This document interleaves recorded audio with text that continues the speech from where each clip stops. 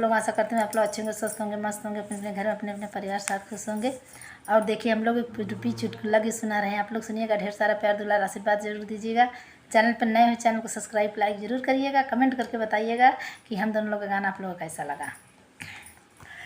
कहवा पे बोलेला, कहवा पे बोलेला, पापी हो पपीहरा सखी हो कहवा बोले, कि सखी हो कहवा बोले। घरवा के पातारी तिरियावा सखी हो कहवा बोले, घरवा के पातारी तिरियावा सखी हो कहवा बोले। कहवा पे बोलेला, कहवा पे बोलेला, पापी हो पपीहरा सखी हो कहवा बोले, कि सखी हो कहवा बोले। घरवा के पातारी तिरियावा सखी हो कहवा बोले, घरवा के पातारी तिरियावा सखी हो कहवा बोले। बनवा में बोलेला पापीरा पपीहरा, बनवा में बोलेला रे, बनवा में बोलेला पापी हो पपीहरा, बनवा में बोलेला पापी हो पपीहरा सखी हो अंगने बोले, कि सखी हो अंगने बोले।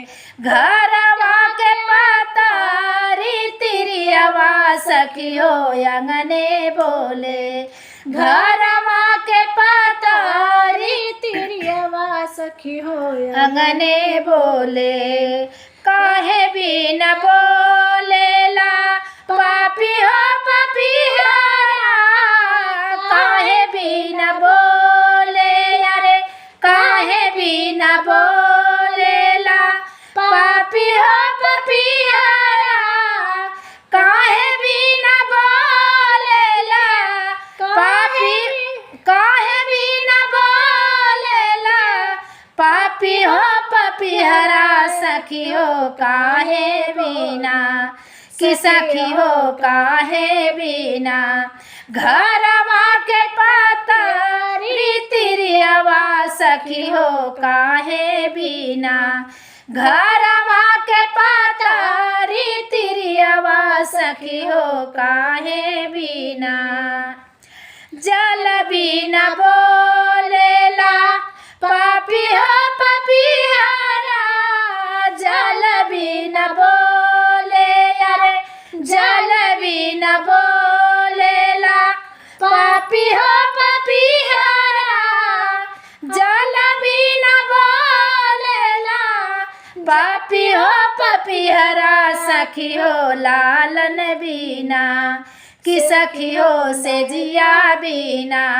घरवा के पातारी तिरियावा सखी हो से जिया बिना, घरवा के पातारी तिरियावा सखी हो लालन बिना।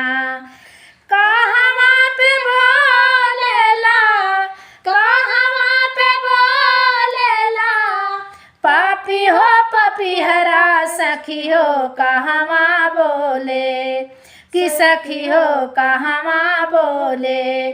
घरवा के पातारी तिरियावा सखी हो कहवा बोले, घरवा के पातारी तिरियावा सखी हो कहवा बोले।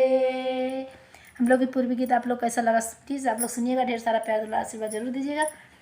चैनल पर नए हो तो चैनल को लाइक सब्सक्राइब जरूर करिए।